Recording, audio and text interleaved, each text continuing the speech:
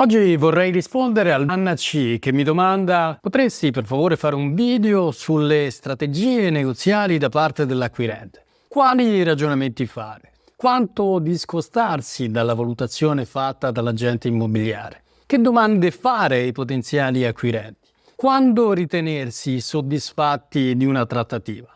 Bene Anna, quello che mi stai chiedendo è praticamente un corso di negoziazione e vedo di aiutarti nei limiti delle possibilità offerte da un semplice video. Quello che voglio dirti qui è la prima cosa su cui ti invito a riflettere è il fatto di capire che esistono strategie negoziali diverse. Quando tu qui mi parli di acquirente, immagino che stia parlando di una persona che vuole comprare casa per andarci a vivere, quindi bisogna innanzitutto distinguere i due cappelli dell'acquirente, perché da una parte c'è il cappello, il ruolo dell'investitore immobiliare, dall'altra c'è il ruolo del privato, della persona che vuole comprare casa, magari la prima casa per andarci a vivere. E alla luce di questo si possono distinguere strategie negoziali totalmente diverse. Inizio con quella dell'acquirente, il privato, della persona che vuole comprare casa. L'acquirente ha trovato la casa dei suoi sogni e quindi probabilmente non è neanche troppo intenzionato a negoziare sul prezzo. Molto spesso la strategia da parte dell'acquirente è limitata perché si trova di fronte a un oggetto che vuole comprare, quindi non è indifferente tra quell'appartamento e un altro appartamento, perché quell'appartamento soddisfa al 100% i suoi desideri. Situazione ben diversa per un investitore immobiliare che deve fare della sua indifferenza quasi il terreno negoziale su cui operare. Sì, perché per un investitore immobiliare chiaramente la negoziazione è semplicemente uno strumento per arrivare alla chiusura di un'operazione immobiliare. E per fare questo però bisogna tenere presente dei punti ben importanti. Il primo ragionamento da fare è capire l'agenzia e attraverso l'agenzia capire il venditore, perché molto spesso acquirente, potenziale acquirente e venditore potrebbero non venire mai in contatto. Molto spesso bisogna diventare bravi a fare domande e non solo a fare domande ma anche a leggere fra le righe, e questo ovviamente può essere problematico quando qualcuno si relaziona con l'acquisto della prima casa. Infatti le agenzie molto spesso trattano con dei clienti privati quando vendono immobili e quindi c'è ovviamente una simmetria a livello negoziale da parte dell'agente immobiliare che ha fatto probabilmente migliaia di negoziazioni e il privato che si trova a dover fare la sua negoziazione per un immobile peraltro che gli sta particolarmente a cuore. Quindi la cosa che ti invito a fare se tu sei l'acquirente è quello di fare il maggior numero possibile di domande per capire non soltanto i margini di prezzo ma anche l'appetibilità dell'immobile, perché magari potrebbe essere il tuo immobile da sogno ma riguarda comunque delle tue esigenze specifiche che potrebbero non essere quelle della gran parte della concorrenza. Quindi potresti essere l'acquirente perfetto nonché unico per un particolare immobile. Ti faccio un esempio: un quinto piano senza ascensore chiaramente taglia molto la fetta di mercato a cui si rivolge, però questo non toglie che persone giovani che abbiano voglia di fare le scale e apprezzino magari un grande terrazzo con una vista meravigliosa possano venire a patti col fatto comunque che sia scomodo fare così tante scale. Quindi ti invito a capire anche come ti relazioni tu acquirente nei confronti della concorrenza. Tutto questo quando sei un investitore immobiliare è un discorso che neanche viene a porsi, perché molto probabilmente avrai una competenza di zona ben diversa che ti permette già di capire in partenza se l'immobile è proposto a un prezzo valido, se probabilmente ci sono i margini di trattativa. Molto probabilmente conosci l'agenzia, sai come ragiona l'agenzia, sai come si pone l'agenzia nei confronti di operazioni immobiliari e qui sicuramente partirai con delle informazioni ben diverse da qualcuno che si avvicina per la prima volta ad un'agenzia sconosciuta per comprare peraltro la casa dei tuoi sogni. Un'altra domanda che viene fatta è quanto discostarsi dalla valutazione dell'agente immobiliare. Non è che ci si può discostare in maniera soggettiva dalle valutazioni dell'agente immobiliare. Esistono delle ragioni probabilmente oggettive di prezzi di mercato per il quale l'immobile è stato proposto a quel prezzo da parte dell'agenzia.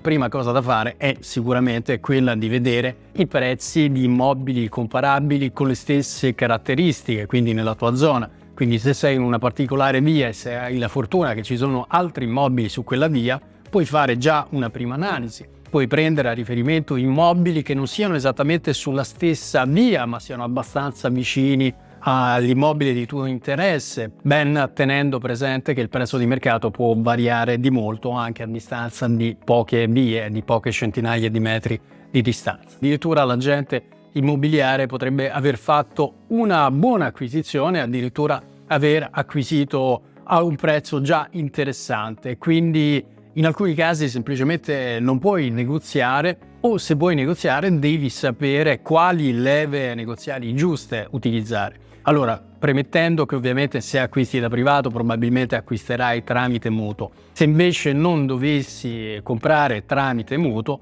ovviamente puoi far pesare, e anche molto, e mai abbastanza, il fatto che compri in contanti. Io come investitore ho visto spesso situazioni di privati che compravano immobili che mettevo in vendita, compravano in contanti e facevano pochissima negoziazione. Una signora ci disse che l'immobile che aveva comprato era l'immobile dei suoi sogni, bellissimo, un piano rialzato, con un giardino meraviglioso, una zona tranquilla, pieno di sole, perfetto per andarci a vivere. Ce lo disse e non negoziò neanche il prezzo, tanto era interessata all'acquisto. Però molto probabilmente se avesse fatto un'offerta leggermente a ribasso, chiaramente pure noi avevamo i nostri numeri da far quadrare, ma comunque avrebbe potuto far valere il prezzo dell'acquisto in contanti, anche perché si trattava di un importo decisamente rilevante. Quindi questa chiaramente è una leva da tenere presente. Altre leve da far presente in caso di negoziazione chiaramente devono emergere nel corso della trattativa. Il venditore potrebbe avere una certa urgenza di vendere per 1000 motivi personali, motivi professionali, si deve trasferire, qualsiasi ragione valida che possa emergere, problemi che devono essere risolti, problemi che il venditore non ha modo né tempo di risolvere e così via. L'ultima domanda è quando ritenersi soddisfatti di una trattativa.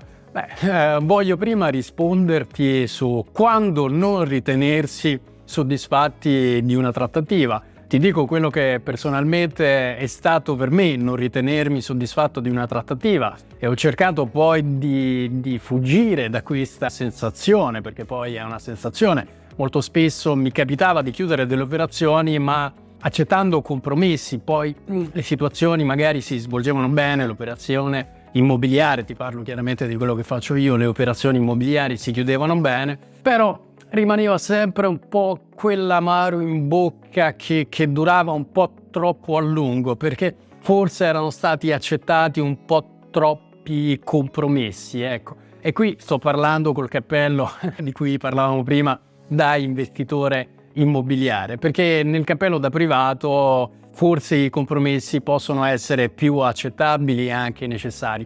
Però ribadisco, quando si compra prima casa, e questo è un fenomeno che si vede anche alle aste immobiliari, in cui c'è peraltro il meccanismo di rialzo che fa aumentare, lievitare il prezzo in maniera esponenziale. Io ho visto coppiette che erano innamorate di villini messi all'asta e li compravano seriamente non al doppio del prezzo di mercato, ma poco ci mancava. E li vedevo saltare e abbracciarsi davanti al giudice perché si erano aggiudicati l'immobile.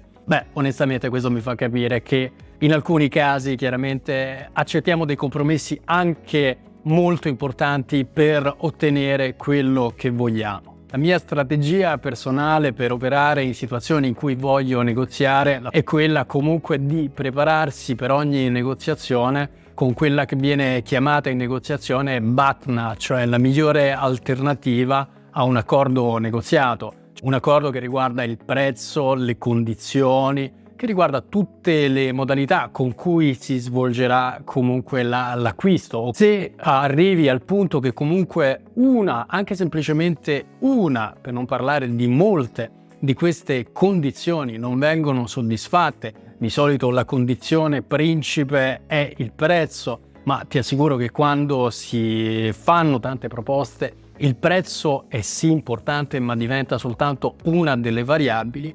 In queste situazioni ti consiglio, anche come acquirente e anche probabilmente come privato, di valutare fino a che punto puoi spingerti nell'offrire e nell'accettare le eventuali controproposte della controparte. Quindi per fare un esempio, nel caso molto spesso le migliori negoziazioni avvengono nel limite, quando c'è assenza, nel senso che ti faccio un esempio per raccontarti i miei inizi. Io ho iniziato utilizzando la tecnica della cessione del preliminare, sono stato costretto a diventare bravo a negoziare perché partivo senza capitali, quindi avevo un capitale limitato, potevo utilizzare quello, non potevo comprare gli immobili e quindi in qualche modo dovevo riuscire a farmi bastare quello che avevo. E lo stesso vale quando devi comprare casa, magari come tornando all'esempio di prima, vuoi comprare la casa dei tuoi sogni che costa 130 e tu vuoi arrivare al massimo a 100, questi 30.000 euro di differenza diventano probabilmente la tua bravura negoziale. Valuta fino a che punto puoi accettare i compromessi e ragiono sempre da un punto di vista dell'acquirente privato, perché più si diventa bravi a investire in immobili, più si diventa bravi ad anticipare, a sapere in anticipo qual è la propria BATNA negoziale, quindi la migliore alternativa all'accordo, che può essere spesso andarsene, ritirarsi dall'accordo. Quindi sii consapevole di quanto puoi investire realisticamente nell'immobile, quali compromessi accettare, se ne puoi accettare, preparati in anticipo e porta la tua proposta e inizia la tua negoziazione. Bene, spero di aver risposto forse in maniera un po' troppo dilungata. Come sempre metti like, iscriviti al canale, fammi sapere nei commenti che cosa ne pensi. Come sempre ti ringrazio e ci vediamo nel prossimo video.